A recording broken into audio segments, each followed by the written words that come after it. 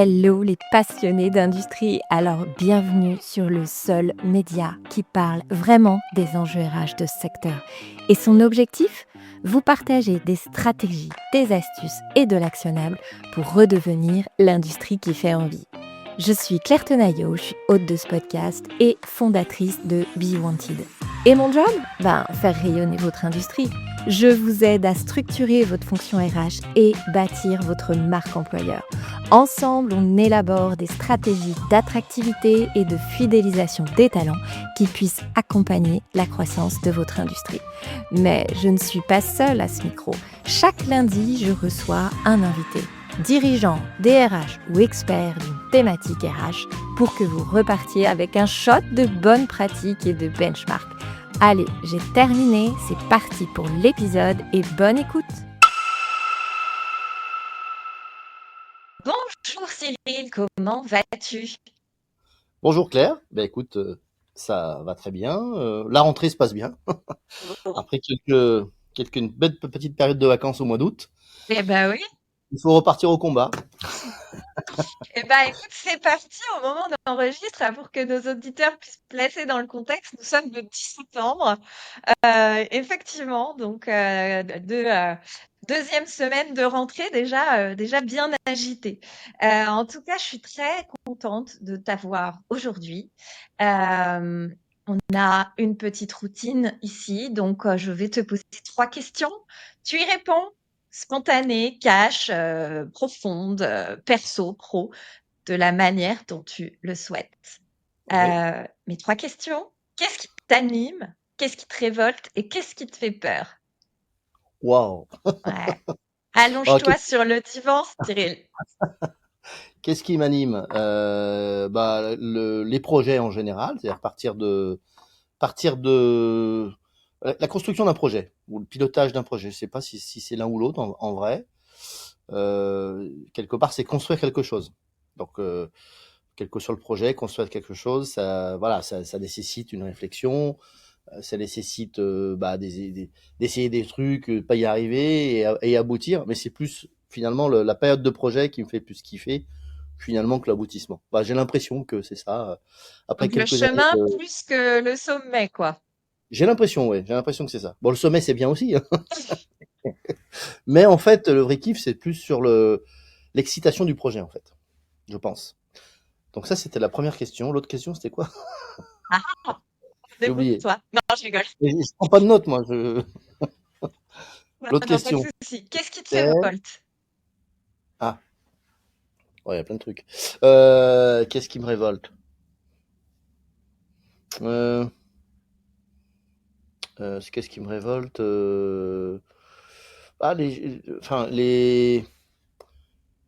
Comment dirais-je?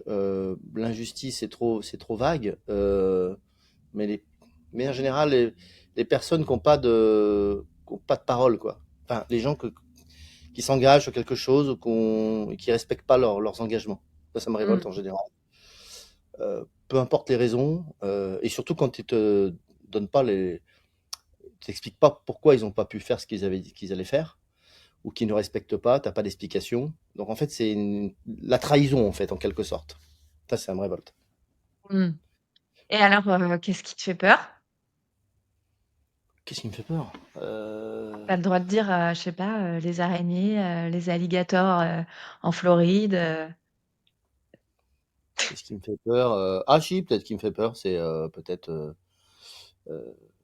je sais pas, la, la guerre à nos portes. La guerre, elle est déjà à nos portes, mais la vraie guerre dans notre pays, ouais, ça me fait un peu flipper parce que c'est ça peut angoisser et comme tout peut arriver, ouais, ça me fait un peu peur parce que là, on change de monde, hein. Et là, on est Hmm. bien au chaud, etc. Mais il y en a qui vivent des guerres et quand on l'a pas vécu, je pense que c'est flippant. Hmm. Ça fait flipper. Parce que l'être humain, forcément, il devient, il devient sauvage. Et tout change. Dans certaines guerres, tu as des proches qui deviennent des ennemis, enfin, voilà, c'est angoissant ça. T'as plus tes repères, t'as plus rien, quoi. Ouais, ouais, c'est angoissant. Je suis d'accord. Voilà. Bon, partons sur une note un peu plus positive. C'est toujours la question qui plombe. Euh, euh, mais maintenant, je te pose question un peu éponyme du podcast. Pour toi, ça représente quoi l'industrie qui fait envie? Qu'est-ce que qu'est-ce que ça Ah oui. t'évoque ou qu'est-ce qu'elle serait ou qu'est-ce qu'elle est pour toi cette industrie qui fait envie? Alors l'industrie qui fait envie, alors c'est plein de choses. J'ai pas de solution miracle, hein, mais je pense que j'ai pas de solution miracle parce que on essaie de trouver de casser les codes, hein, enfin, de casser d'arriver à trouver là où les solutions. Puis après, ça dépend des industries, mais les points communs, je pense que c'est comment faire finalement pour remotiver des personnes à travailler dans l'industrie. Alors après, ça va dépendre des postes parce qu'il y a quand même souvent c'est un petit peu comme si je te parle de la restauration que je connais bien aussi. Qu'est-ce qui fait que les gens vont remotiver les gens à aller dans la restauration ou l'industrie? Je les compare un peu, même si c'est pas les mêmes métiers, mais il y a un peu les mêmes difficultés d'image. Alors la restauration va faire plus rêver parce que tu peux être dans un lieu magique, mais ça c'est le devant de la scène. Derrière c'est un métier qui est dur. Et l'industrie, c'est peut-être l'inverse du coup. Ça peut avoir une image très dure, alors que dedans c'est pas forcément toujours dur en fait. Je sais pas comment expliquer. Mmh. Après, dans l'industrie, effectivement, hum, d'une manière générale, on a un problème d'image. Donc, d'image mais parce que en fait, l'image qu'elle a, elle est vraie, elle est fausse. Elle est, comment dire, l'image est grossie en négatif, mais ceci dit, ça ne veut pas dire que dans les industries, on doit aussi avoir un management qui se réinvente. Comme dans la restauration d'ailleurs. Et c'est pas simple. Parce que c'est pas juste j'augmente le salaire, le truc, déjà faut pouvoir. Ça va beaucoup plus loin que ça, c'est beaucoup plus profond. Et c'est vraiment un changement de mindset et d'état d'esprit. Donc voilà, c'est une vraie rupture. On le voit dans certains succès de restauration, de jeunes qui ont cassé des codes, qui ont réussi. Est-ce qu'ils réussiront dans le temps, je ne sais pas. Mais souvent, leur levier était positionnement marché et le levier était aussi une approche Mmh. du management. Oui, en Et dans fait, la... ce que tu veux dire, c'est presque une rupture de notre héritage culturel. Oui, C'est quelque part, c'est ça, tu vois, parce que si on s'intéresse un peu à la psychologie sociale du travail, on puise beaucoup, évidemment, dans l'héritage du taylorisme, du fordisme, enfin, en tout cas, depuis la révolution industrielle, avec des modèles managériaux et de productivité qui découlent de ça. Donc, on a un héritage aussi assez lourd. Effectivement, il faut qu'on arrive à garder le meilleur de ça et se détacher de ce qui colle aujourd'hui aux besoins de notre société d'aujourd'hui. Et donc, effectivement, c'est un paradigme qui est profondément culturel. c'est pas évident de casser ces codes-là parce Mm. que casser des codes, c'est sur le papier, même sur papier, c'est compliqué et parce qu'après, il faut arriver à garder un équilibre de tout ça. Mais je pense que ceux qui réussiront dans le futur ou même maintenant, c'est sûr, quelles que soient les industries. Alors, je parle d'industrie, moi, de production, hein, parce que c'est un peu, voilà, Ah, parce quand que je pas parle mal. d'industrie, tu vois, c'est l'inter-industrie, en tout Ouais, cas, ouais. effectivement, orienté production, on est d'accord. Voilà, c'est ça, parce que industrie, pour moi, c'est production. Et donc, c'est vrai que à partir du moment où il y a de la production, c'est pour ça que je fais un peu le pendant avec la restauration, où c'est de la production. Il y a de la production en cuisine en quelque sorte, la production en salle, avec le service, c'est une forme de production. L'industrie, voilà. Bon, déjà, la première chose, l'image peut faire beaucoup. Nous, on le voit parce que, alors, pas fort, même, je réfléchis en même temps que je parle, même dans les ateliers. Alors, il y a des ateliers, dans les ateliers, si tu veux, il y a des trucs, voilà, il y a des jobs qui demandent moins de compétences. Bon, voilà, c'est parce que tout n'est pas robotisé. Bon, ces gens-là, ces personnes, bon, bah, elles viennent travailler, ils pourraient travailler potentiellement ailleurs. Comment les attirer? Bah, c'est pas évident. Après, dès qu'il y a des compétences spécifiques, comme dans la couture, comme dans la soudure, comme dans etc., en production spécifique, bah là, c'est des savoir-faire. Donc ça, c'est un peu différent parce que les personnes se sont formées pour ça. Donc, en général, ils kiffent ce qu'ils font. Ils aiment ça. Donc ça, il y a moins de soucis. Et puis après, la partie, tout ce qui est partie bureau au sens large, hein. J'aime pas le terme bureau, mais tu vois, c'est bon, voilà, ça peut Support, bureau. quoi. Enfin, un service Voilà, support. voilà. Ouais, tout ce qui est support, exactement. Bah là, on a quand même, on arrive de plus en plus ici à recruter des jeunes. Alors, ça peut être des alternants, ça peut être des salariés maintenant. Certains sont. Moi, j'ai beaucoup d'alternants qui sont devenus salariés après. Donc, ça veut dire qu'on y arrive quand même, Mhm. petit à petit. Parce que eux, ils pouvaient être sensibilisés en disant, oh, l'industrie, oh, c'est vrai. Mais en fait, je pense qu'ils aiment aussi le côté. Bah, pareil, il y a un projet, c'est-à-dire qu'on part je sais pas, d'un tube acier, d'un truc, et à la fin, il sort un siège en plus ils vont aller dans les hôpitaux. Donc en fait, on a Ouais, c'est comment dire, tangible et c'est concret, quoi. et voilà, c'est Mhm. exactement ça, c'est tangible et c'est concret, et puis on sert à quelque chose, c'est parce qu'indirectement, on soigne des gens. Donc on a une certaine mission, quoi. C'est plus ou moins, je sais pas qu'on est une entreprise à mission, mais Mais c'est une alors forme de attends, mission. attends, il faut que tu nous parles de Ah, je trouve. tout. Hop là, Oh, bon, t'es en train de spoiler. Non, je rigole. pardon. Non, mais tu vois, si on reprend dès le départ, est-ce que, parce qu'aujourd'hui, tu es juste Cyril aux oreilles de nos auditeurs. Donc, est-ce que tu peux nous expliquer qui tu es, te présenter comme tu le souhaites et présenter ton entreprise, bien sûr, également. Comme ça va poser un peu de contexte aussi avant qu'on rentre dans le Ouais, c'est vrai cœur du que, sujet. Alors, Cyril, donc j'ai 53 ans, je suis directeur général de la manufacture de Navaille. Cyril Michaud, pardon. Michaud, pardon, oui, Cyril Michaud, oui. Pardon, je sais pas. Ouais. Et donc, en fait, c'est une entreprise, une manufacture qui existe depuis 1966. On est au cœur des Landes, c'est-à-dire dans les Landes, mais pas sur la côte, malheureusement, parce que c'est quand même cool, la côte. Bon, j'y vais souvent quand même, évidemment. Donc, on n'est pas au Segor, on n'est pas loin. Pour ceux qui connaissent au Segor, forcément, c'est connu. On est vraiment dans les terres et dans une ville qui s'appelle Agetmo, un village, on va dire, qui a toujours eu de l'industrie dans l'ameublement.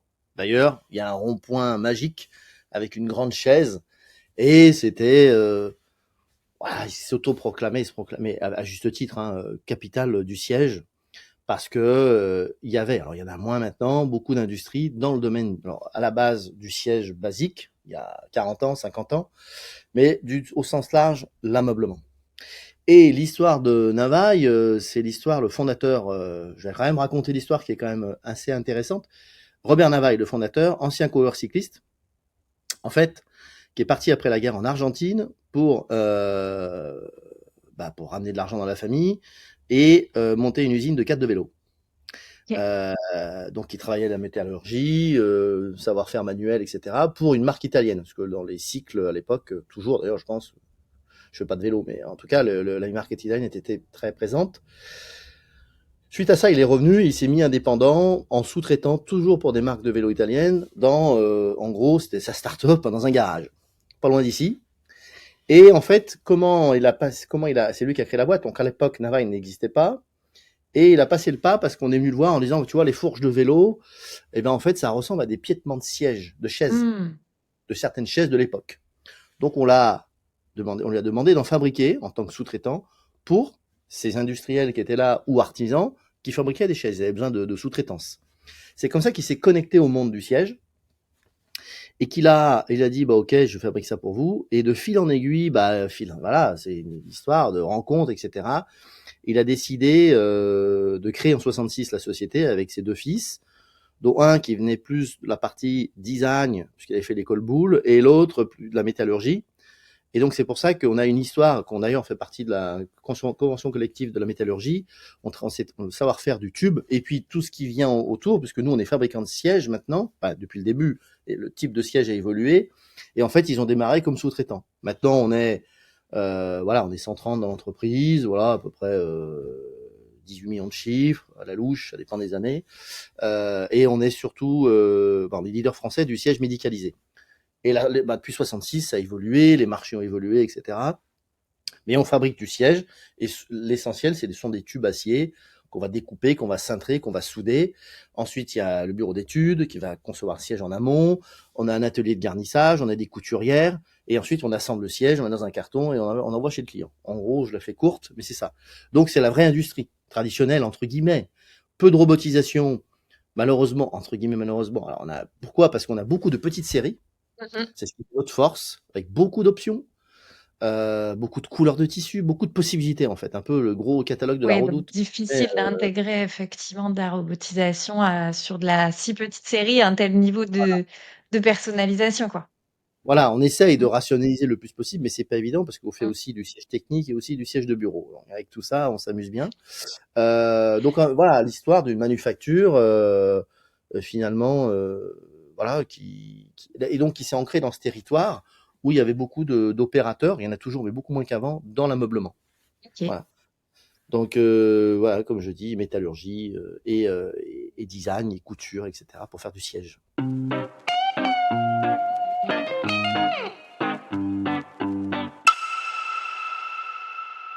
Eh ben, écoute, merci pour cette présentation. Je me permets de reprendre la main pour poser un peu de contexte à cet épisode. Juste avant, merci à tous, auditeurs du podcast. La croissance est quand même assez dingue en ce moment. Vous êtes chaque jour de plus en plus nombreux à nous écouter, donc je suis trop contente. Je vous reçois surtout de plus en plus de questions, d'interrogations, où vous souhaitez rebondir sur des sujets qu'on a abordés avec les invités. Donc, j'ai préparé un espace dédié pour ça. Chaque semaine, vous recevrez une newsletter qui va un peu décortiquer et faire un portrait de l'invité et décortiquer surtout les stratégies ou les sujets que l'on a abordés. On va plus loin. Je vous mets le lien dans la description du podcast. Vous cliquez et vous recevrez chaque mardi la newsletter. Voilà, merci à tous. Je reviens à toi, Cyril. Alors, il y a quelques mois ou quelques semaines, je ne sais plus très bien, en tout cas, j'ai été un peu percutée par l'un de tes posts sur LinkedIn, qui sont d'ailleurs souvent très intéressants. J'aime bien lire tes posts et suivre ton actualité. Et celui-ci, tu as annoncé que vous passiez à la semaine de 4 jours. Donc pourquoi ça m'a percutée? Parce que déjà, ça fait un petit moment que je cherchais des invités qui avaient envie de partager ce sujet. C'est pas si simple lorsque on travaille sur l'industrie. En tout cas, dans l'industrie, on ne croise pas tous les jours des industriels qui sont passés à la semaine de 4 jours ou qui souhaitent en parler. C'est pas tellement que le sujet est controversé, mais c'est qu'on va plus partir du principe un peu naturel que c'est pas possible. Donc, moi, forcément, j'ai eu envie de creuser le sujet. Je t'ai envoyé un petit message et on a préparé l'épisode. Pendant cette préparation, forcément, tu m'as dit aussi 2-3 autres petites choses qui m'ont un peu fait tilt. Tu m'as parlé évidemment de l'attractivité, tu m'as parlé de ton territoire, un petit peu là, comme tu as commencé à nous le faire en introduction. Tu m'as parlé aussi de tes valeurs, de vos valeurs, notamment autour du Made in France, autour de votre engagement social, autour de votre engagement territorial. Bref, tout un tas de sujets qui présagent d'un bel épisode tous les deux. Donc, je te propose, pour commencer, qu'on aille dans le cœur du sujet direct, qui est la semaine de 4 jours. Et puis après, on verra bien où l'échange va nous mener. Est-ce que cette intro te va? Est-ce que tu valides? Est-ce que tu es prêt? Parfait, mais quel professionnalisme! Ah, t'as vu? Quelle bonne présentation! J'aurais dû être journaliste. J'ai loupé ma vie. Ah, c'est possible. Non, en tout cas, l'exercice du podcast est très bien pour ma petite revanche. Écoute, si ça te va, déjà, commençons droit au but. Est-ce que tu peux nous en dire plus sur la semaine de 4 jours? Qu'est-ce qui a orienté ce choix? Quels enjeux il y avait derrière? Et quelles modalités vous avez retenues? Ça fait beaucoup de questions en une, mais au pire, je te les rappellerai au fil de l'échange. Alors, qu'est-ce qui a motivé alors, en fait, on s'est rendu compte que on pense que ça peut être euh, comment dire, amener de la valeur à l'expérience des collaborateurs. Parce que voilà, on parle de marché, mais il y a un marché de l'emploi. Le marché, ça veut dire l'offre et demande. C'est un marché aussi. Donc, qu'est-ce que tu peux m'amener en échange de qu'est-ce que je peux te donner? C'est une histoire de commercial finalement, enfin d'échange, quoi, d'équilibre. Et donc en fait, dans la société actuelle, si tu peux, enfin, moi, je partais du principe que je n'étais pas le seul, parce que pour avoir passé aux 4 jours, on va entrer plus en détail. Il fallait que la plupart des parties prenantes soient intéressées. Je trouvais intéressant de se focus 4 jours un peu plus intense, et d'avoir 3 jours à faire autre chose. Mm. En plus, nous, on n'est pas en ville. On est dans une campagne, entre guillemets. Oui, enfin, oui, c'est la vérité. Euh, donc, voilà, les gens, bon, ils viennent, ils travaillent, etc. Quand tu as 3 jours, ben, souvent, les gens ici ont le, comment dire, le coût d'acquisition. Beaucoup de gens, même avec des salaires pas forcément trop élevés, ont des maisons. Parce que c'est pas les prix de Paris ou de grandes villes. Et donc, bah, faut l'entretenir, la maison. C'est con à dire, mais ça fait partie d'un choix de vie ici, de se dire, bah, voilà, on a moins de loisirs, on a moins de choses, mais la vie est moins chère. Donc on peut faire différemment. Et le fait d'avoir 3 jours, bah, permet de s'occuper de son environnement ou de pouvoir justement, c'est pas péjoratif, mais aller à la ville, quoi, entre guillemets, de faire d'autres choses en tout cas. Ouais. D'une manière générale, alors ça c'est parce que c'est notre contexte à nous, mais d'une manière générale, alors après on va voir les inconvénients potentiels, c'est une histoire de contexte, hein, donc dans la vie tout est histoire de contexte et il n'y a pas une règle la même pour tout le monde. Euh, et donc du coup, de ce côté-là, je trouve que le deal était intéressant de dire bah voilà, 4 jours, ça vous amène de la valeur de passer en 4 jours. Bon. Après, quels pouvaient être les inconvénients? Bah, le vendredi, donc nous, 4 jours, c'est du lundi au jeudi. Le vendredi, voilà, qui c'est qui répond au téléphone, etc. Et puis, on a fait l'analyse. Alors, on est en période d'essai, hein, entre guillemets, hein. On teste pour voir si les personnes peuvent s'adapter, parce qu'on parlera après de comment ils gèrent leurs heures. Mais on avait fait l'étude en se disant, bah finalement, ça va pas vraiment gêner nos clients, parce que certains de nos clients font pareil. Ouais. Parce que Oui, nous, ou au moins le vendredi après-midi. Généralement, on voit ça souvent, non? oui, oui, c'est ça, bah, exactement. Donc ça ne veut pas dire qu'il n'y a pas de contact, etc. Mais finalement, alors, bien sûr, on pourrait être, parce que si on va plus loin, on pourrait être là à 7 sur 7, hein, mais il y a toujours des trucs à faire. C'est pas le sujet, il y a toujours du travail à faire. Mais on s'est dit que voilà, les plus, les moins. On a aussi, faut savoir aussi que dans notre, alors je reviens à nous, notre contexte, que c'est quand même l'objet du podcast, c'est de parler de nous. Je vais pas faire de règles générales. On a des gens, par exemple, comme on a peu de densité de population, pour recruter, grosso modo, le territoire, les gens peuvent venir, pour la ville, c'est rien, mais en kilomètres, ça fait des kilomètres, de 30 à 40 minutes pour venir bosser tous les jours. Donc, si on réduit le nombre de voyages, c'est dans leur intérêt aussi, budgétaire, déjà, et puis temps. C'est-à-dire que, quitte à venir, autant rester plus longtemps. Enfin, moi, ça me paraît être du bon sens. Si on veut optimiser son temps, dire, bah non, si je peux le faire en moins de temps, faire la même chose. Alors après, il y a des limites, hein, parce qu'on pourrait aussi le faire en 3 jours, en faisant 12 heures par jour. Mais bon, à un moment donné, c'est compliqué. Mais voilà, aux 35 heures, sur 4 jours, ça me paraissait intéressant et ça a paru intéressant à tout le monde. On est encore en période probatoire, on teste. Depuis combien de temps là vous testez? Je sais même plus quand c'est qu'on a démarré. Je crois qu'on a démarré le 1er juin ou le 1er mai, je sais plus. Début mai ou début juin. Début juin. Donc c'est assez Ok. récent, puisqu'on a fermé 3 semaines en août. Mais bon, les retours sont assez positifs parce qu'on a laissé malgré tout qu'il y avait des problématiques forcément pour certains, parce que le fait de finir plus tard, bah, certains avaient déjà des trucs, donc ça décalait Oui, les et puis horaires. même bah, les enfants, les horaires de crèche, les horaires de que sais-je, enfin. Mais on laisse en fait un système de latitude. Le matin, ils ont une latitude de 45 minutes. Ah, d'accord, Et le ok. soir aussi. Donc ils font comme ils veulent. En fait. En gros, bah, ils peuvent arriver, je crois que on ouvre les portes, entre guillemets, à 7h30, et le plus tard, c'est 8h15. Donc il y en a qui se pointent à 7h30, le 8h15, et le soir, c'est 5h15 jusqu'à 6h. Donc c'est. Ok, Et même entre midi et deux, certains font une pause de 45 minutes et d'autres de 1 heure. Et chacun fait un peu comme il veut. ok. Parce qu'il y en a certains qui mangent là, qui disaient, bon, rester 1 heure de pause, ça me sert à rien. Je préfère Oui, je vais m'arrêter. manger en 20 minutes et puis autant enchaîner, quoi. Voilà, donc on impose quand même 45 minutes parce que voilà, un minimum. Mais d'autres vont un peu plus loin et vont chez eux. Bon, ils habitent pas Hmm. forcément loin et ils veulent 1 heure. Bon, voilà. Donc on a laissé cette souplesse qui fait qu'on a le meilleur des deux mondes. Hmm. C'est-à-dire que on laisse la souplesse, mais celui qui vient un peu plus tôt peut partir tôt comme avant.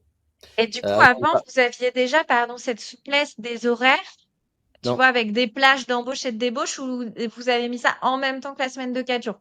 on a mis Enfin, en même temps. On a mis en même temps parce que avant on n'avait pas ça. On a mis en même temps pour justement le fait pour absorber ce changement.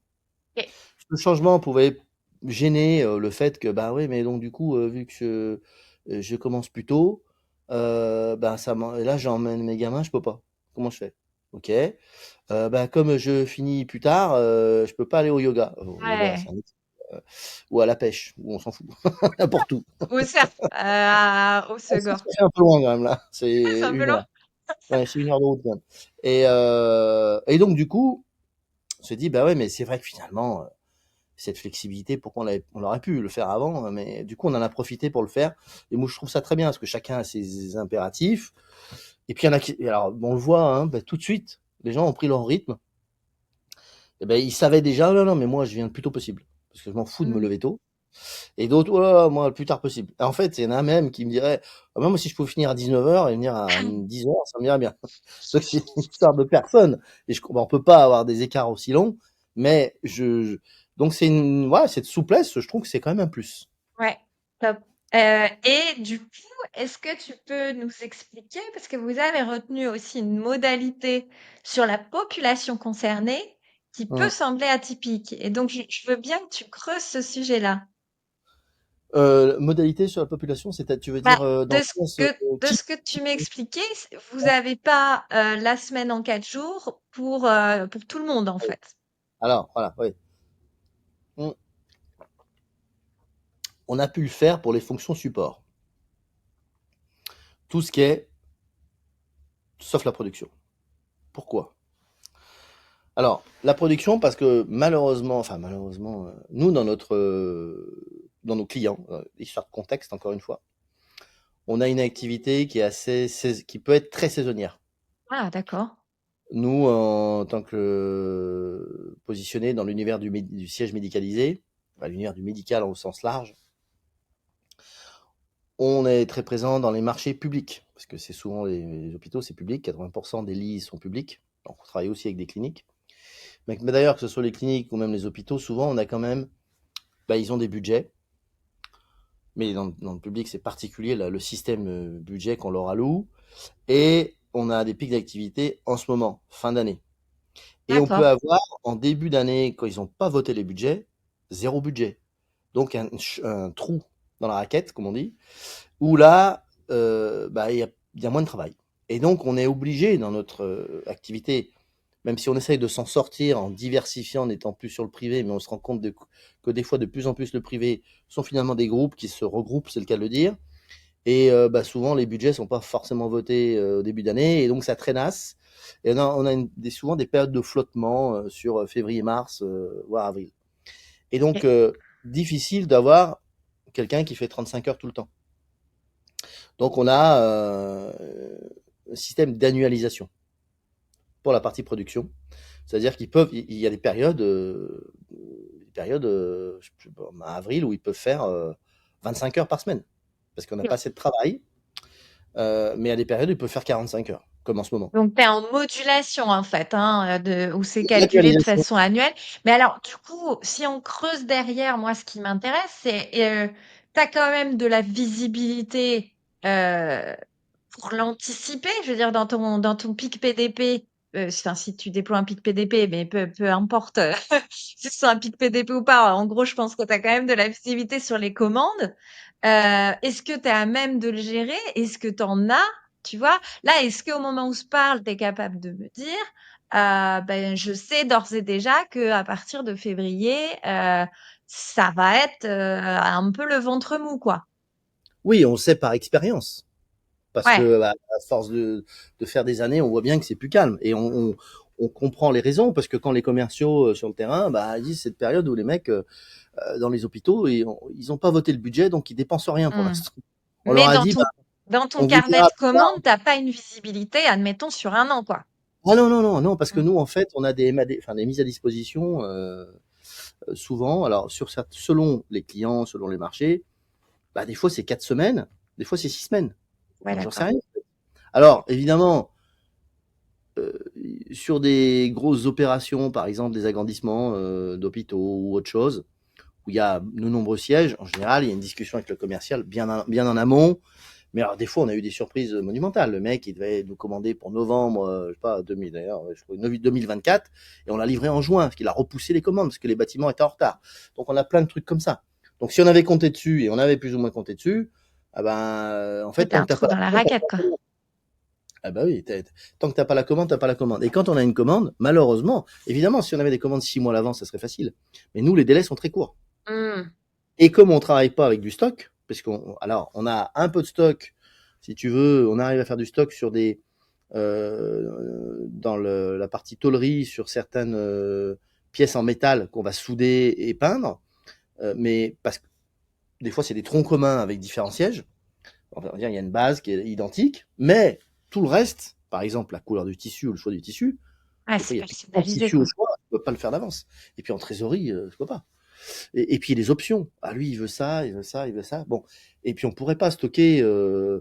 En fait, on pourrait pas stocker parce que demain, je fais 500 sièges verts et Et tu pendant les 6 vends mois, pas, bah, tu as un coût moi, je vais pas en vendre. d'immobilisation qui est énorme. Enfin, En fait, on se voit, bon, il y a certaines couleurs, par exemple, ou typologies de tissu, qui vont être leader et plus tournées, donc on va dire que c'est plus ça. Oui, mais des fois, c'est pas ça. donc, donc si, soit tu as beaucoup d'argent et tu stockes et tu as des entrepôts pour stocker, bah, c'est pas une gestion saine. Donc nous, on est en flux tendu. Donc ce flux tendu, plus les périodes très courtes de mise à disposition pour le client avec les installations et compagnie, fait que on a il faut besoin de être cette gestion. agile en prod, quoi. Faut être hyper agile en prod. Et c'est ce qui est très compliqué. Ça, c'est dans notre métier, c'est un enfer. C'est très dur.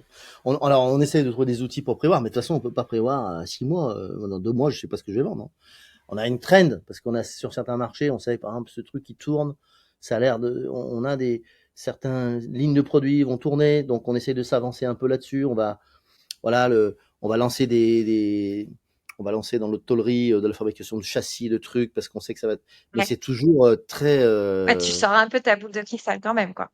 ouais, il y a toujours une prise de risque quand même, hein, Ouais. parce que ça peut virer dans l'autre sens. Parce qu'en fait aussi, parce qu'on a un catalogue très large. Si je faisais 3 sièges, ça serait facile. Et Donc en alors fait, justement, attends, parce que moi je suis curieuse, ah, hein, j'aime bien comprendre ça. Pourquoi est-ce que quelque part vous faites le choix de vous imposer entre guillemets hein, autant de contraintes en termes de production?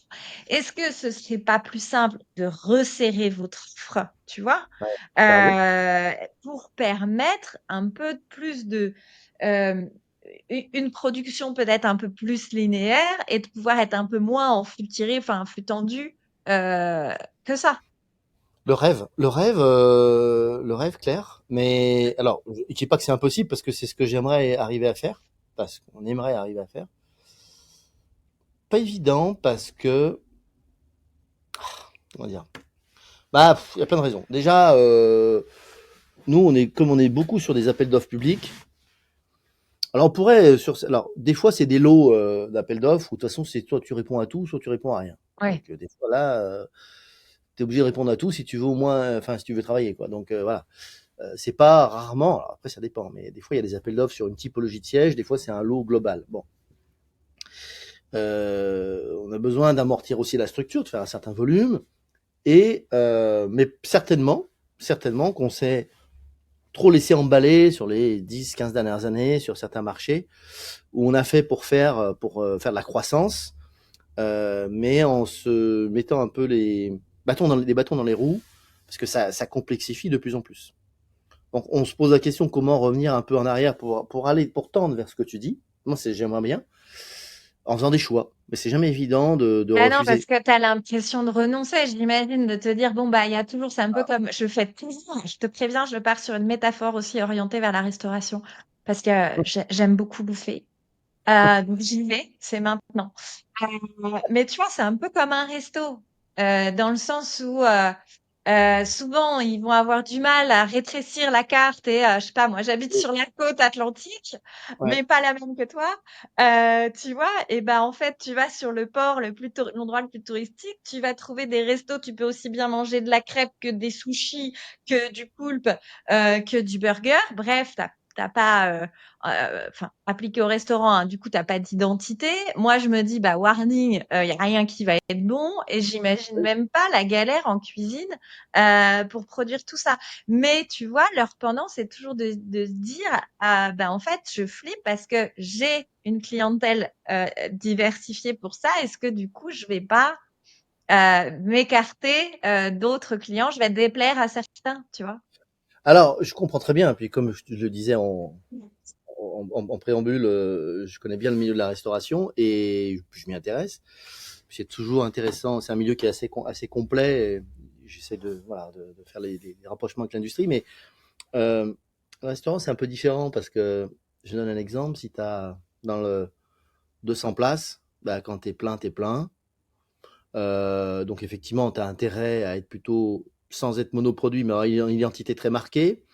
Nous, c'est un peu pareil, mais la différence, c'est que nous, on va vers le client et que, comment dire, pour se développer, en fait, on est sur un marché où on est vite au plafond de verre, sur une Mmh. typologie de siège. C'est pas comme si on pouvait, alors on pourrait essayer, mais c'est un peu compliqué, on fait un peu d'export, mais pas énormément. On se disait, bah, ce produit, je le vends là, maintenant je peux le vendre là. Donc je fais pas 50 produits, je fais le même, mais que j'augmente les volumes et que j'en vends plus ailleurs. Et nous, c'est Mmh. compliqué. Donc pour augmenter, c'est comme si je suis restaurateur, pour augmenter, eh ben, je suis obligé de me diversifier du coup. C'est un peu différent.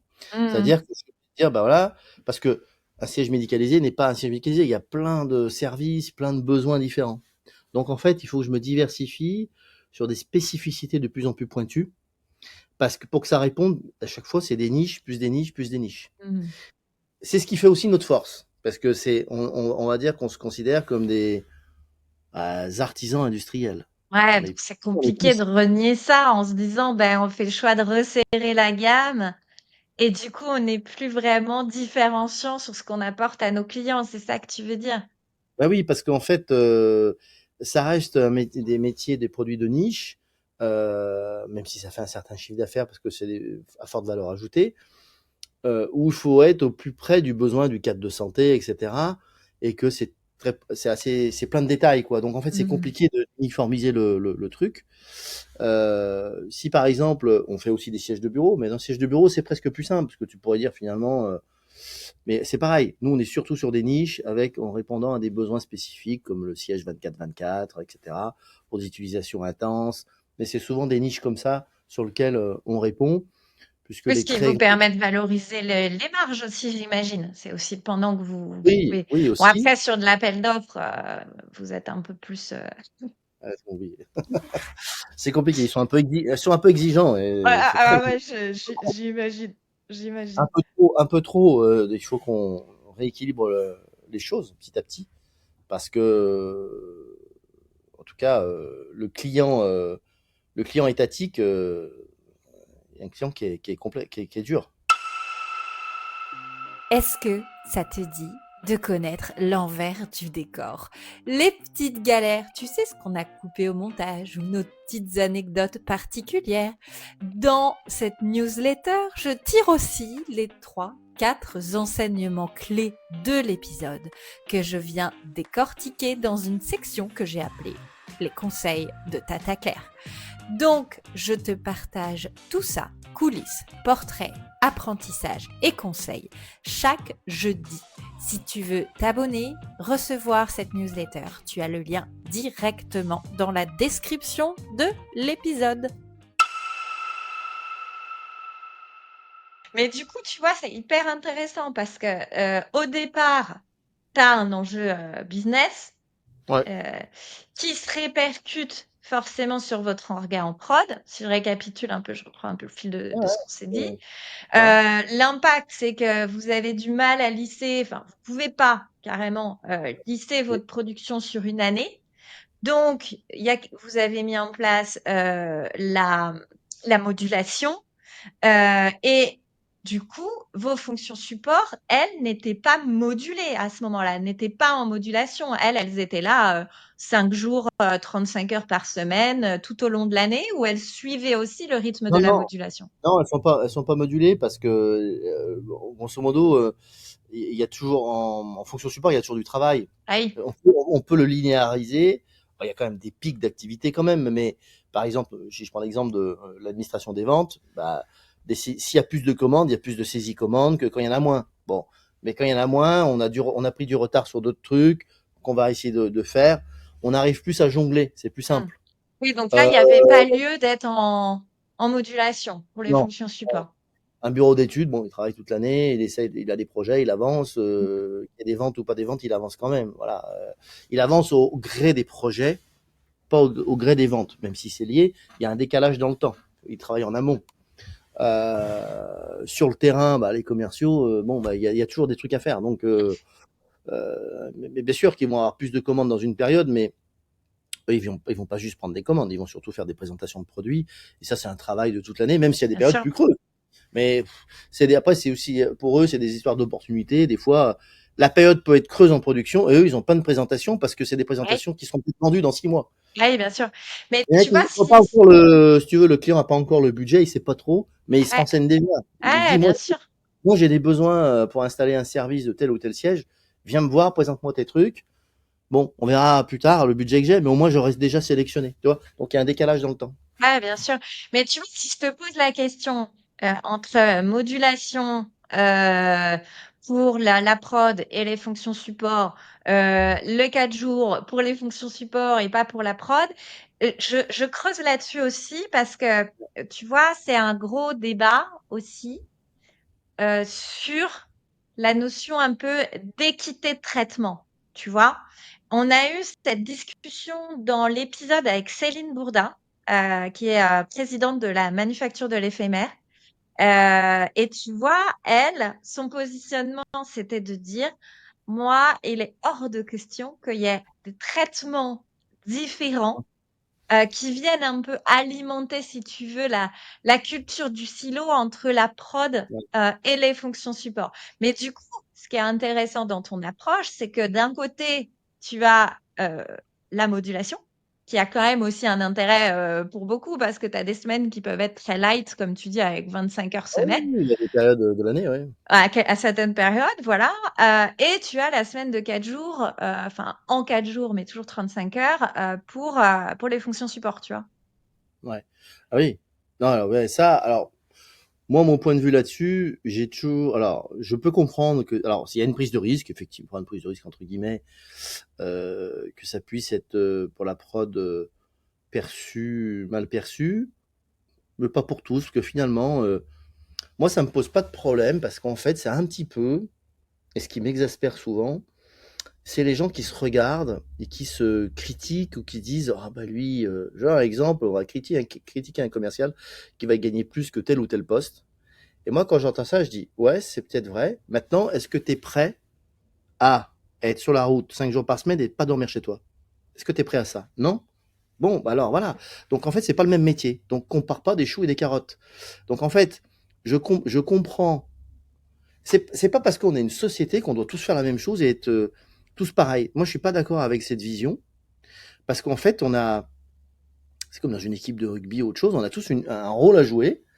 et le rôle est pas le même. Donc, en fait, c'est peut-être un problème de société où j'ai du mal à comprendre qu'on se compare toujours. Non, compare-toi à toi, tes aspirations, ce que tu as envie de faire. D'ailleurs, nous, il y a des gens qui ont changé de poste parce qu'ils en avaient marre. Et on leur a dit, bah ok, on va t'aider, on va te former pour changer de poste.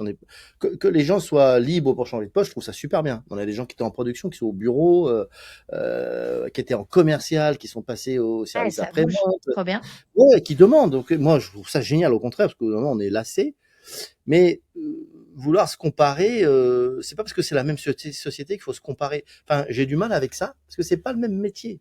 C'est comme si je disais, bah voilà, moi je fais du basket, voilà mon avantage, et toi tu fais du rugby, voilà ton avantage, toi tu fais du foot. Mais c'est pas le même sport.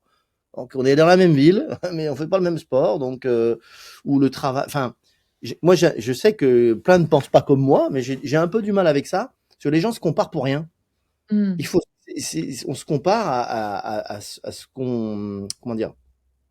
Enfin, les gens se comparent, mais ils voient pas l'ensemble des choses, le positif et le négatif. Ils contextualisent pas les choses. Donc, et puis encore une fois, se comparer, dire bah moi j'aurais voulu faire ça. Ah bah, ok, on va t'aider à le faire. Ça, il y a pas de problème. Donc finalement dire oui au bureau ils font 4 jours et nous on est annualisé. Oui, mais si on le fait, c'est que nos clients font que et qu'on n'a pas le choix Ouais, ouais, il y d'annualiser a un contexte. aujourd'hui. Oui, donc après, Évidemment que si j'avais des commandes, tu l'as dit tout à l'heure, 6 mois à l'avance, bah oui, je mettrais tout le monde pareil, c'est plus simple. Mais voilà, c'est pas les mêmes métiers, ils ont pas forcément les mêmes horaires non plus. Donc, un gars qui est commercial sur la route et un soudeur, il fait pas le même métier. Pourquoi se comparer? Et ils vont se comparer sur le salaire. L'un peut passer d'un côté, l'autre, voilà. Mais au prix le commercial, il va dire, bah oui, il a la chance, les soirs, il dort chez lui. Alors, fais soudeur, alors. Enfin, je veux dire, on peut pas avoir tout. Donc, cette comparaison est, en fait, c'est peut-être un phénomène de société, mais où on veut que tout le monde soit pareil. Mais non, on est tous différents, on a tous des trucs différents, un métier différent. Pourquoi vouloir toujours faire en sorte que tout le monde soit pareil? Non, on fait pas la même chose, donc pourquoi? Enfin voilà, j'ai un peu de mal avec ça. ouais, mais ça, tu vois, c'est intéressant. C'est J'ai... intéressant. J'aimerais bien ce que je Ça veut pas vois dire le. ça veut pas dire que, si tu veux, ça veut pas dire qu'on traite pas les personnes de la même manière. Mais le contexte de leur travail fait que c'est pas le même Ouais, ouais, contexte. je comprends. Non, non, mais je vois pas du tout Sinon de tout le monde, côté malveillant, sinon tout t'inquiète le monde, pas. non, non, non, mais je veux dire, sinon tout le monde ferait, toutes les boîtes feraient 35 heures, de telle heure à telle heure. Ah non, non, faut pas faire Oui, où tout tout le le monde monde fait serait pareil. prof. Tout le monde serait prof pour les 2 mois de vacances que beaucoup Par exemple, idéalisent. Hmm. c'est pareil. Voilà, les gens qui critiquent les profs, ils ont 2 mois de vacances. Mais je leur dis, mais attends, mais fais prof alors. Oui. Ah ben non, ah ben voilà, c'est un choix. Tu peux pas tout avoir, hein. Donc Ouais, voilà, ouais, non, mais j'entends. Hyper. c'est le coup de gueule. C'est bien, Mais j'aime bien. ceci dit, ta question, là où elle est intéressante aussi, c'est que, ceci dit, c'est mon point de vue, c'est pas le point de vue de tout le monde. Et effectivement, la difficulté, c'est que ça peut être effectivement en interne mal perçu. A, a priori, c'est pas si mal perçu que ça, parce que je pense que la plupart ont compris que de toute façon, ils faisaient pas le même métier et que c'était pas, qu'on pouvait pas. Enfin, les gens qui viennent chez nous, ils comprennent bien cette histoire d'annualisation parce que quand ils l'ont fait un an, quand ils font au mois de janvier 20 heures par semaine et qu'ils travaillent 2 jours par semaine, et les autres ils travaillent pendant ce temps. Oui, Donc oui, ils bien peuvent sûr. pas dire. Donc bon, si ça leur va, après on peut pas tout avoir. Voilà. Non, mais tu vois, je pense qu'effectivement, c'est intéressant. Puis encore une fois, on en revient toujours. C'est tout contextuel. Je pense que moi, je te parlais de Céline Bourdin. Je pense que c'est la bonne solution pour son entreprise, pour son contexte, pour sa Non mais culture d'entreprise, tu vois. Et c'est la bonne solution pour Navaille et pour ton entreprise et oui, pour tes contexte. salariés. Alors Euh, au-delà de la culture, c'est l'histoire de contexte.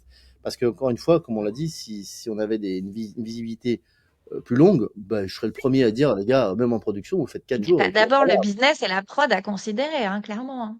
Oui, parce que nous, on a pu, sur la partie support, le faire, mais malgré tout, on s'est interrogé notamment sur le vendredi, hein, pour répondre aux clients. Et j'ai la même interrogation, j'extrapole un peu, parce qu'on a fermé 3 semaines en août, et on s'interroge. Ouais, Parce parce que tu as que, des commandes là, fin août est un bon mois en termes de c'est simple. production. Non, on est fermé 3 semaines, donc on ne produit pas. Ouais, Mais il y a des commandes qui tombent fin juillet, on ne peut pas les produire, on est fermé. ouais. Et quand on est revenu, pour pouvoir saisir les commandes, parce que saisir une commande, ça prend du temps, il a fallu pour rattraper les commandes qui étaient dans le pipe, mais pas encore dans notre ERP, plus de 2 semaines. Ah, Donc en fait, pendant que tu fais ça, il y en a d'autres qui arrivent. Donc pour rattraper ce retard, si t'es pas fermé, tu auras eu moins de retard. Mais faut bien c'est compliqué de pas fermer dans notre cas, parce que c'est normal, il faut des vacances. Et étaler sur 3 mois les vacances, c'est compliqué parce qu'il te manque déjà. Enfin voilà. Et non, mais ceci dit, on s'interroge. On s'interroge. Enfin, moi, je m'interroge pour l'année prochaine pour voir comment faire. Je dis pas qu'on va le faire, pas le faire, mais moi, je me dis oui, si on tu te pouvait. questionnes. C'est un peu une histoire. Je voudrais essayer de plus linéariser, mais c'est pas simple parce que ça facilite le fait de fermer, mais après, on a d'autres inconvénients. Ouais, ou alors passer sur 2 semaines, tu vois? Moi, je vois de plus en plus de boîtes qui passent de 3 semaines à 2 semaines. À 2 semaines, bah, déjà, tu as une semaine de moins de retard. Ah oui, C'est déjà pas c'est mal, c'est ça déjà pas paraît mal, bête. tu vois? Bah, c'est un tiers, moi je vois comme ça. Un Ah tiers au bah, moins. finalement, c'est ça. Heureusement que tu es là pour relever mon niveau en mathématiques. Ah, ok, Euh, voilà. Ok, maintenant j'aimerais bien que on aille un peu sur le sujet du Made in France, du label Origine France Garantie que tu Ouais. portes Mm. avec ferveur. Je sais que tu en parles souvent aussi sur LinkedIn. Je suis allée évidemment consulter le site, votre site web. J'ai vu que ça faisait partie aussi de vos marqueurs culturels, de vos valeurs. Est-ce que tu penses, et de quelle manière tu penses que ça peut servir l'attractivité? Et là, je parle l'attractivité Ouais, employeur en tout cas. ouais. Et qu'est-ce qu'il y a derrière cet engagement? Bon, bah, je pense qu'effectivement, alors l'attractivité, juste pour élargir la question client, j'en suis pas certain. Ah ouais, C'est tu pas penses pas que ce soit Alors, en vrai, on ne sait pas trop s'il y a un impact. Je t'explique pourquoi de manière assez simple. C'est que dans un appel d'offres public, le produit, ça ne rentre pas dans les critères de sélection. C'est interdit par oui, les lois ben oui, mais européennes. ça c'est, mais oui, mais ça, Or, j'ai pas les chiffres, mais d'ailleurs, je vais faire un article là-dessus, mais je me renseigne sur les chiffres exacts avant de dire qu'on me reproche pas de me tromper. Mais de ce que j'avais discuté avec Gilles Attaf, le président d'OFG, lors d'une réunion, je crois qu'il me parlait de 5 à 10%. Il ne parlait pas de produits OFG, mais parce que tu peux être français sans être OFG, de 5 à 10%, je crois, de produits français dans les appels d'offres ouais, c'est une français. catastrophe. Mm. Et en Allemagne, je crois que c'est 70 ou 80%. Et c'est Oui, la mais même tu vois, législation. moi je fais juste un stop là-dessus, hein. Ok, notre contexte géopolitique en ce moment, il est pas simple, particulièrement le jour où on se parle, le 10 septembre. Mais on va pas forcément rentrer dans la politique, mais il y a des choses qu'on maîtrise pas sur notre écosystème mondial, international. Mais tu vois, ça fait partie des trucs. Je ne comprends pas. Je veux dire, c'est quand même pas compliqué. Que de se dire qu'à un moment donné, nos politiciens mettre en place une solution pour mettre un minimum d'achat public vers des fabricants, vers des produits made in France, bon sang. Mais parce que c'est des lois européennes et donc ils peuvent pas Oui, aller mais ils contre. le font en Allemagne. Non, Voilà. mais en fait, en Allemagne, ils le contournent. Parce qu'en fait, ils sont plus malins, effectivement, donc on pourrait le faire en France. Ils font. Alors en Allemagne, oui. Alors en fait, je pense que c'est pas dans les critères, mais c'est dans les critères. C'est-à-dire que, en C'est fait, culturel. c'est- c'est- On ils confirme la arrivent loi. dans le cahier des charges, bah, en fait, à faire en sorte que ceux qui peuvent répondre sont plutôt allemands. Donc, ils se débrouillent dans le cahier des charges. Je sais pas, c'est subtil. C'est pas, oui, fabriqué en Allemagne, mais ça va être, je sais pas, enfin, en tout cas, je sais pas comment ils se débrouillent exactement. J'ai pas la Oui, réponse, mais mais tu vois, t'es les d'accord qu'à résultats un sont là. moment, on se tire un peu une balle dans le pied, en fait. Ah, bien sûr, bien sûr. C'est Et c'est pour ça euh, que je dis que, si tu veux, techniquement, sur ces appels d'offres, ça peut pas nous aider. Par contre, en revanche, une fois que tu es sélectionné, l'acheteur, lui, c'est pas celui qui a fait l'appel d'offres, dans l'hôpital, etc., lui, il peut y être sensible. Évidemment, certains clients, ils sont sensibles, mais pas tous. En revanche, là, j'ai élargi ta question sur la partie client. Si on parle de marque employeur, alors là, par contre, je suis très, très favorable et je pense que c'est très puissant. Surtout, enfin surtout, ça a vraiment du sens par rapport à l'histoire de Navaille hmm. et sa situation géographique. Parce qu'en fait, ça a toujours été, en fait, une entreprise comme la plupart des boîtes qui avait, comme on dit, le bon sens paysan. C'est quoi? Bah nous, on ne fait pas des très grandes séries. Donc pourquoi aller faire travailler des mecs à 3000 km quand tu as des gens que tu peux faire travailler? Tu sais que plus tu as de gens qui travaillent autour, plus il y a une économie qui se développe locale, plus ça prospère, plus tout va mieux, quoi. Ça, c'est du bon sens. C'est-à-dire que nous, la plupart de nos, comment dire, nos partenaires à qui on achète des produits ou un peu de sous-traitance, bah, plus ils sont prêts, mieux c'est, hein. Ouais. Déjà parce qu'on a besoin, comme je l'ai expliqué par rapport à notre marché, d'agilité. On a vu qu'on ne stocke pas, qu'on est tout dans l'urgence, donc il nous faut une agilité. Si le gars il est à l'autre bout de la planète, c'est plus compliqué, forcément. Et il y a toujours eu dans la culture locale, comme dans beaucoup de régions de France, ce terreau. Et donc on arrive plus ou moins à maintenir, parce qu'il y a encore plein de petites industries. Pour la peinture, pour ceci, pour cela, pour la mousse, pour le truc. Et donc là, on lance des nouvelles gammes, on avait besoin d'externaliser de l'outillage pour faire des gabarits de soudure, etc. Bon, on a trouvé que localement. Et on voulait pas aller trop loin. Même en France, on voulait que ce soit local, parce qu'il faut s'y rendre, il faut échanger, il faut construire avec le bureau d'études, avec la prod. Donc si c'est à l'autre bout de la France, c'est compliqué. Et heureusement, on a pu trouver des partenaires difficilement. Mais voilà, on est toujours dans cette logique, parce qu'on a besoin d'agilité. Donc ça correspond à notre business model.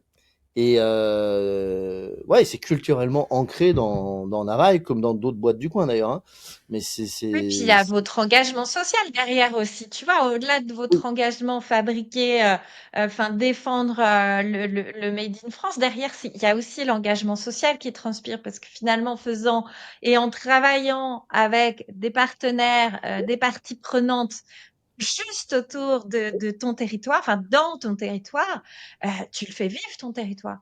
c'est Tu ça. garantis de l'emploi pour ton territoire. Tu garantis des écoles parfois dans un village, tu vois.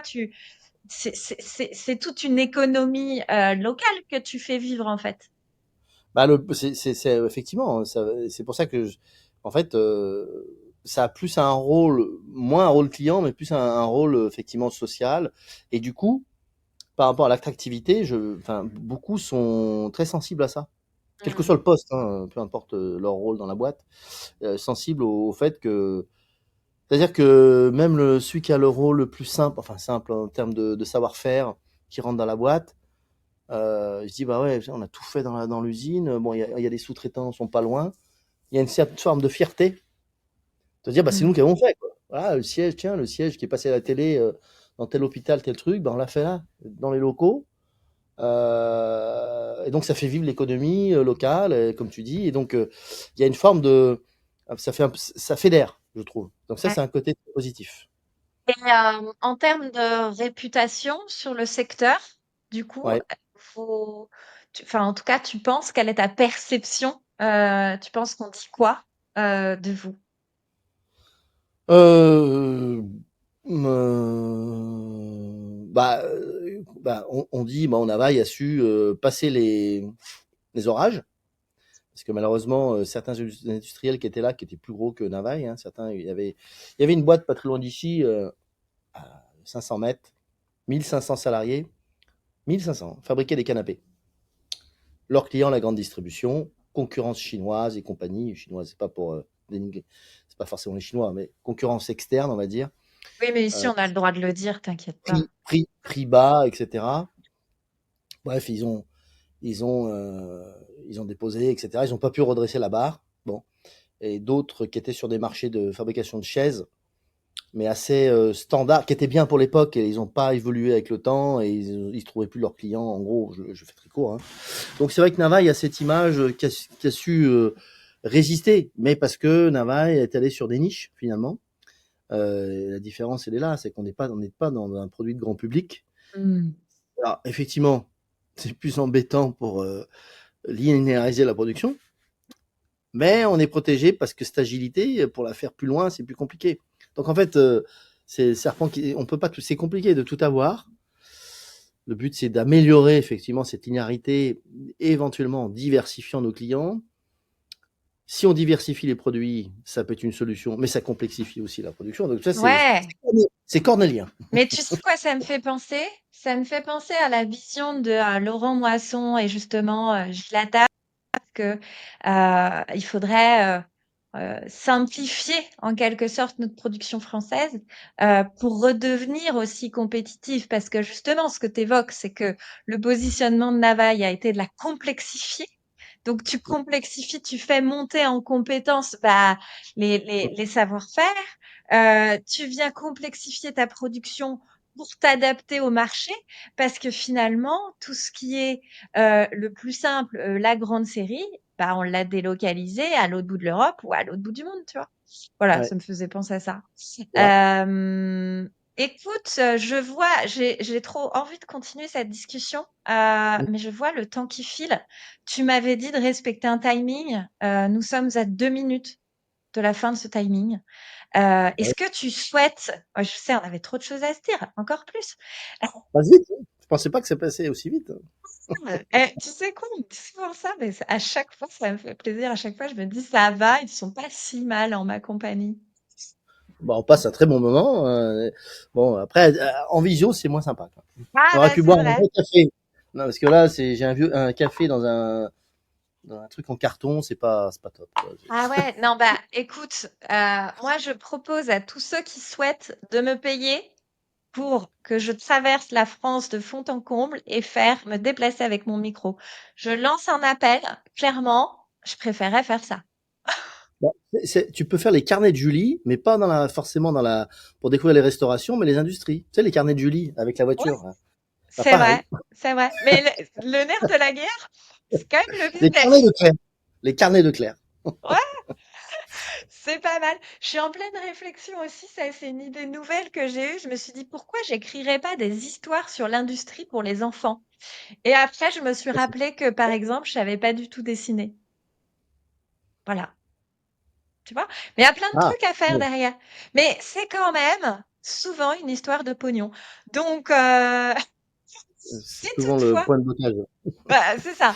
Donc, si toutefois il y a des partenariats, des sponsors qui sont prêts à investir sur le média pour que je puisse me déplacer avec ma voiture auprès des industriels, je lance la balle. Moi, je suis carrément partante. Et bien sûr, je viendrai chez Navaille avec plaisir me faire payer un café. Et plus, bah non, un resto. Ah oui, là, on peut se faire un resto. Après, on peut aller faire une petite session de surf, traverser la forêt des Landes. Enfin, il y a plein de choses à faire, hein. Ah bah On peut t'organiser. écoute, Et en fait, tu viens et après, je te présente à d'autres industriels et enfin, on fait un truc sympa, on fait une euh, rencontre, on fait un meeting. un meeting, ouais. Eh bah Bah, d'ailleurs, écoute, tu parlais de Laurent Moisson, mais j'en fais partie de la FFI, oui, Fédération française de l'industrie, même si je vais pas trop aux réunions parce que c'est souvent, moi, je fais partie de la région Aquitaine, mais c'est souvent à Bordeaux, donc ça me fait loin. Mais on fait souvent des réunions comme ça, c'est assez intéressant. ouais, ça c'est chouette. Ça fait partie aussi de mes projets. J'aimerais bien recevoir Laurent Moisson et Gilles Attaf, tu vois. Donc projet à venir. Mais écoute, moi je mature sur cette histoire de passer aller 2 jours si on fait les choses bien pour faire un événement, pour que moi je me lève pas à 1 heure du mat pour faire la route. Je réfléchis. Je prends la balle au bon. Tu sais, moi je suis très opportuniste. Non, non, mais je pense que c'est bien les rencontres comme ça avec plusieurs industriels qui ont des problématiques communes et différentes, parce que c'est une histoire de contexte. Mm. C'est toujours sympa parce que bon, on échange, etc. Puis on trouve toujours des idées. C'est un genre de benchmark entre Bien guillemets, sûr. mais il y a rien de prévu. C'est en discutant comme ça. Ah oui, ça, je vais pas pensé à ça. Bonne idée. Mais en fait, à chaque fois, il y a des nouvelles idées à ressortir. Ouais. Non, non, mais il y a rien de mieux que Ah, c'est effectivement le ça, donc présentiel. oui, ça, c'est évident. Mais en même temps, ce système est quand même pratique. Ah, tu vois? Sinon, effectivement, ça aurait été difficile d'avoir autant d'agilité que par le biais de la visio. Non, mais Est-ce que Cyril, tu as envie de dire un dernier mot avant qu'on ne se quitte? Est-ce qu'il y a un message que tu voulais passer? Voilà. oui, enfin un message. Bah, je pense qu'effectivement, l'industrie française, elle a encore il faut qu'elle se réinvente. Il faut pas toujours tenir. Enfin, je pense en général, en France, on attend trop auprès des politiques. Mais je pense que de toute façon, c'est plus aux entreprises de réinventer les choses. D'ailleurs, les grandes innovations, souvent, et les problèmes sont résolus par les entreprises quand on creuse un peu, rarement par les États. Donc, j'ai plutôt espoir. Alors, je dis pas que c'est simple, attention. Mais plus il y en a qui vont y croire, plus il y en a qui vont trouver des idées, plus des entrepreneurs enthousiastes, jeunes, dynamiques, etc. Enfin, dynamiques dans le sens, voilà, qui n'ont pas peur, vont pouvoir dépoussiérer l'industrie et essayer de la rendre plus attractive, plus sexy. Mais il faut aussi changer, et je m'inclus dedans, faire évoluer nos modes de management. Mais c'est loin d'être mort parce qu'on a quand même un pays qui a plein de savoir-faire. Je pense que malgré tout, on est quand même un pays agile. Et donc, on peut tirer notre épingle du jeu. Mais peut-être pas sur toutes les industries. Il y a des trucs, c'est plus compliqué que d'autres, mais on a des forces et c'est loin d'être perdu, pour moi, hein. Mais il faut Mais pas tu vois, attendre quelque toujours. part, tu me dis que tu es positif, mais ce que tu me dis, surtout dans le contexte précis d'aujourd'hui, 10 septembre, avec une nouvelle troisième démission en un an d'un premier ministre, ben moi, je pense que tu as dit comme extrêmement négatif. Toi, tu es là en train de me dire en clair, je ne crois absolument plus à la classe politique, ce que je Non, comprends, hein. En revanche, je crois en la capacité des industriels et des entrepreneurs à rebondir. Le problème, tu vois, c'était justement l'objet de mon post ce matin où j'ai passé un peu un coup de gueule. Hier, j'ai eu 3 dirigeants qui m'ont tous dit la même chose. Commande gelée, projet reporté. Euh, alors, et c'est catastrophique, en fait. C'est mais catastrophique, tu vois. je suis d'accord. De ce côté-là, je suis d'accord. Mais là, voilà, c'est un épisode. J'espère qu'il se finira rapidement. Oui, on espère. On espère. Là, je prenais un peu de hauteur en disant Ouais. que souvent, malheureusement, enfin, le débat, c'est de dire oui, mais les politiques, machin. Je pense J'y qu'on crois pas du attend tout. trop d'eux, en fait. C'est ça que je veux dire. Ouais. Et ça, dans le milieu des startups, ils l'ont bien compris depuis longtemps. Beaucoup de startups voilà, qui ont réussi alors c'est parce que peut-être que c'est la tech, etc. Ils ont solutionné des choses sans attendre après l'État, hein. C'est eux qui ont révolutionné le monde. C'est pas les États. Ouais. Donc en fait, ce que je veux dire par là, c'est que il faut le prendre différemment. Enfin, on entend souvent, oui, c'est à cause de l'État, des taxes, des machins. Oui, c'est un problème parce que s'il n'y en avait pas, ce serait plus simple. Mais il faut chercher d'autres solutions. Ouais, Je et dis pas que ça peut être un peu l'héritage de notre État régalien, providentiel. c'est- Et comme on n'est pas enfin, après, si on va dériver pendant une heure, moi j'ai pas. Voilà. Après, comme je ne crois pas qu'on soit vraiment dans un État libéral, ça c'est un autre débat, puisque souvent on voit que les lois sont votées pour certains, on va dire, Mm. sans dénoncer les entreprises du CAC 40, mais que tout est orienté dans leur sens. Donc c'est pas le libéralisme, ça, c'est l'opposé, puisque le libéralisme c'est tout le monde a les mêmes règles et que voilà. Donc Mm. et tout le monde est égaux finalement. Le libéralisme c'est ça. Bref, c'est un autre débat. C'est Ouais, pour une on va prochaine pas. fois. Mais c'est intéressant. Enfin voilà, c'est intéressant et effectivement, on a un contexte particulier aujourd'hui. Espérons qu'il ne dure pas. Mais tu as raison sur ça parce que nous cette année c'est compliqué. Ouais. Voilà.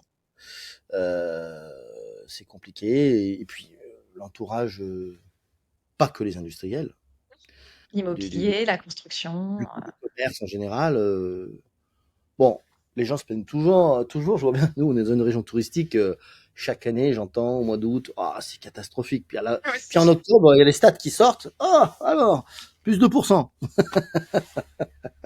Donc il y a aussi des professionnels qui se plaignent souvent.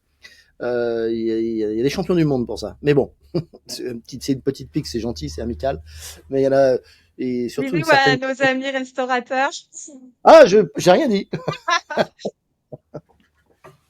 Mais Et je les connais bien. Et donc voilà, tout ça pour dire que bon, on peut pas attendre que de l'État.